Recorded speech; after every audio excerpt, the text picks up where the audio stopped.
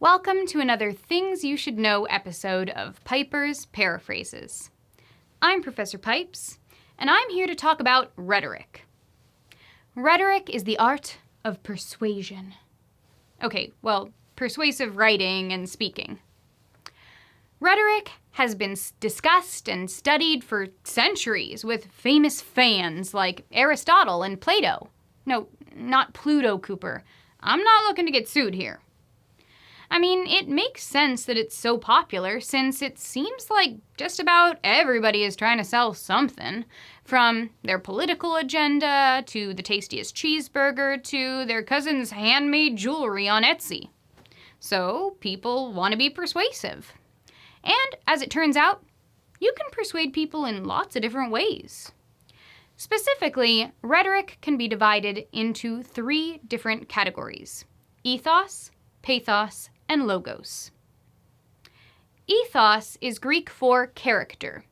This type of rhetoric involves the speaker or writer making themselves out to be a person of good morals and character. Ethos is easy to remember because it sounds like the word ethics, and it's all about the speaker seeming ethical. Basically, if you think that a person is ethical and has good morals, you're more likely to trust and listen to them. Ethos looks like a cliche used car salesman telling you they really like you, so they're going to give you a great deal on that pre-owned Chevy. Or it could be a politician saying they feel very sorry about a tragedy that just occurred and all the people affected by it. Maybe what they're saying really is true, but it's also playing off the fact that we trust people whom we like. And we like people who seem respectable, qualified, and nice. While ethos is all about the speaker, pathos is all about you. Specifically, your emotions. If you want an easy way to remember that, think of the word sympathy. Sim means together, and pathos is emotion, so sympathy means a togetherness of emotions.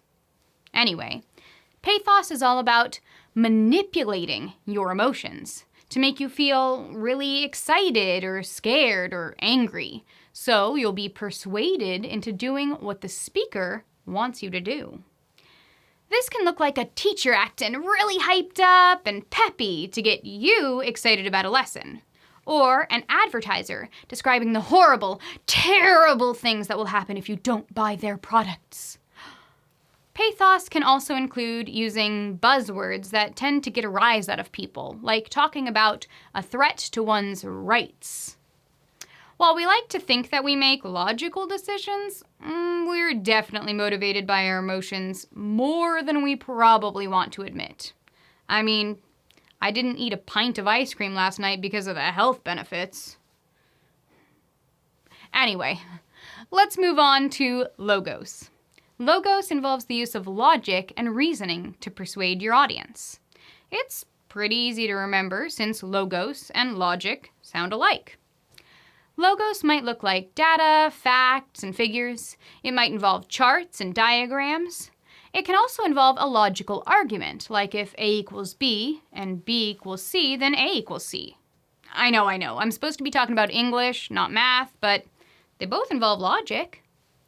However, logos does not necessarily mean that you're giving true information just because it's logical. For example, if I said sugar comes from a plant and plants are healthy, and so therefore you should eat lots of sugar with every meal because it's healthy, I would be lying to you, sadly. I used a logical argument though. Sugar, plants, sounds rational if you don't think too hard about it. You see, that's the thing about rhetoric. It's all about how it's put to use.